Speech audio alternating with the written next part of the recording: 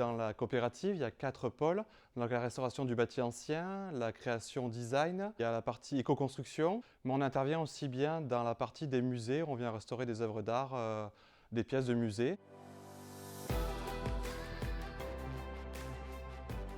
On a 2 agences maintenant, une en Bretagne et ici dans les Bouches-du-Rhône sur Arles. Ce qui fait la particularité de la pierre au carré, c'est qu'on essaye d'avoir un sérieux, d'avoir un échange avec le client, surtout sur les matériaux naturels, localement, et sur le neuf autant que l'ancien, en conseillant les gens sur les bons matériaux à appliquer. Il faut savoir aussi qu'on a une connaissance sur le côté historique autour du matériau pierre, donc la chaux, les fibres naturelles qu'on retrouve ici, les isolants.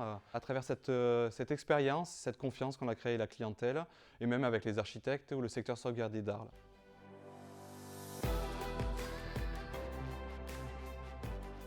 Vu que nous sommes plusieurs compagnons dans l'entreprise, ça va de soi que la transmission fait partie du compagnonnage. Donc chaque année, on recrute des jeunes sur le Tour de France. Donc la formation fait partie de ce qu'on appelle le devoir chez les compagnons, de pouvoir transmettre. On prend des jeunes stagiaires tous les étés avec la licence du patrimoine d'Arles. Et du coup, ces jeunes-là sont souvent embauchés par la suite. La coopérative La Pierre au Carré se porte assez bien dans le développement. Souvent dans la pierre au carré, on découvre toujours des nouveaux chantiers, des nouvelles manières de faire. Donc on est en perpétuel apprentissage et on ne demande que ça. On a envie que l'humain se sente bien, donc prendre en conscience cet équilibre-là qui est entre le financier et l'humain. Donc c'est vraiment l'humain en haut de la pyramide avant tout qu'un chiffre d'affaires. Voilà. De privilégier ce qu'on a envie, comment on a envie de se développer et se sentir heureux dans l'entreprise au quotidien.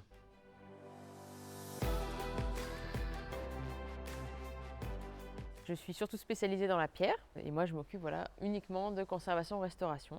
Je travaille pour les musées, pour les communes, pour les monuments historiques.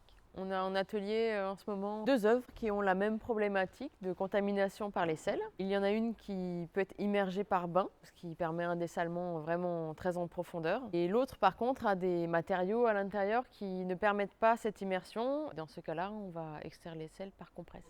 Les sels sont néfastes parce qu'ils se combinent avec la pierre et créent à terme une désagrégation de la pierre. La particularité de ce métier, c'est de comprendre ce qui ne va pas, la source des dégradations, de les éliminer sans impacter l'œuvre non plus. Notre travail va toujours se placer en retrait par rapport à l'œuvre. Il faut toujours que l'œuvre soit en avant par rapport à notre travail, à nos ajouts. Voilà.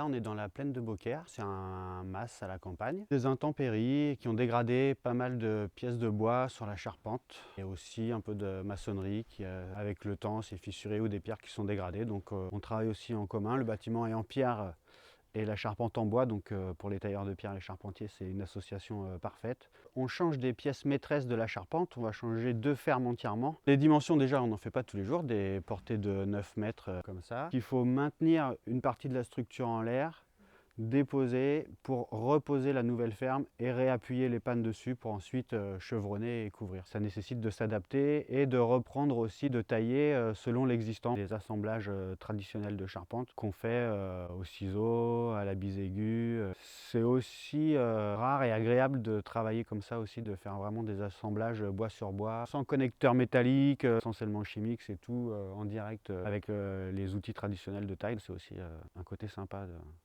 de ce chantier, quoi.